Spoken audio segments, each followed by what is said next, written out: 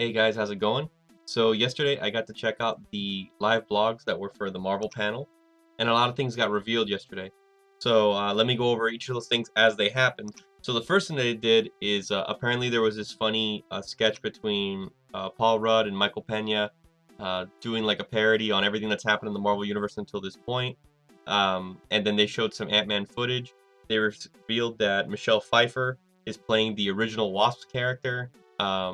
They revealed a concept art for Captain Marvel and then explained that Captain Marvel is going to take place in the 90s, which would technically make it the Marvel movie that takes place before the first Iron Man movie, and that the villains of the movie are going to be the Skrull, or at least the Skrull are going to be in the movie. So I'm really curious to see how they're going to deal with that, and try to explain how no one knows who the Skrulls are in the other Marvel movies. And apparently Nick Fury is in the movie as well, so and they made a joke about how Nick Fury's gonna have both his eyes because he hadn't lost his eyes yet. So maybe the events of the Skrulls caused him to lose one of his eyes. Then they showed Thor Ragnarok. They had a Thor Ragnarok panel, and they talked about a few things. That Loki's been pretending to be Odin for the entire time since Thor: The Dark World. They revealed that the Grandmaster, Jeff Goldblum's character, is a brother to the Collector, played by Benicio del Toro. I think a lot of people kind of maybe assumed that. I didn't know.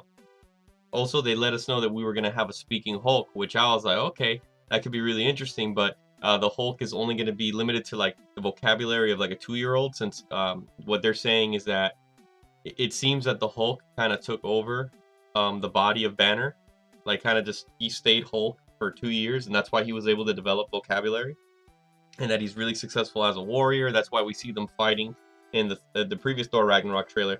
But then they showed the new Thor Ragnarok trailer, and my God, I mean, I put up my reaction to it yesterday. This was very impressive because, to be honest, with the first Thor Ragnarok trailer, I kind of wasn't feeling it. I felt like the vibe of it was too much like Guardians of the Galaxy, like too lighthearted, too joking around. But then this one came out, and they didn't completely get rid of the lightheartedness, but they pretty much showed that this is going to be a crazy action-packed movie. There's going to be some jokes in there, but man, I think the highlights of that trailer were just some of the visuals of Hela fighting what looked like, as Guardians on horses, or the reveal of Valkyrie. And then the other two really big moments was Thor coming out of a fucking lightning bolt of some kind, this huge lightning bolt. And then at the end, we actually get to hear him and Hulk have a conversation, and it's hilarious. Right before Hulk goes and fights a giant fire demon monster.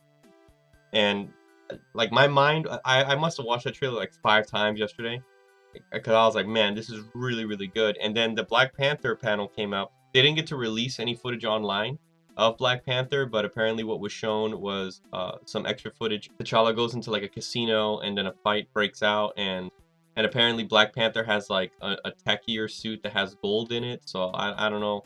The descriptions weren't very clear, but apparently it was like some type of enhancement to the suit that we've seen in Civil War. And of course, they talked a little bit about the movie. But when that was over, everyone was like, okay, cool, that's it. That's all for the panels, this and that. And the audience was apparently like, what?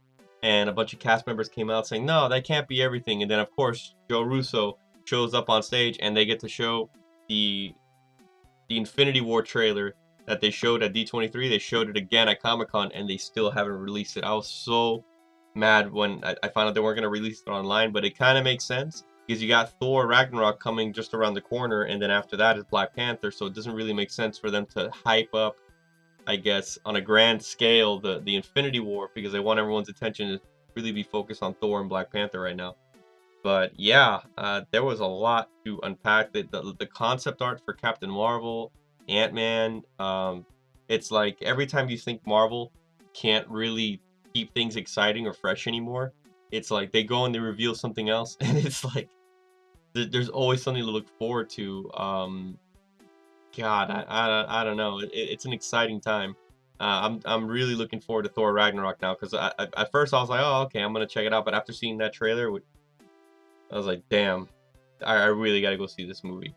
Anyway, what did you guys think about the Thor Ragnarok trailer, or any of the other things that happened at Comic-Con during the Marvel panel? Let me know in the comments below. Thanks. Bye-bye.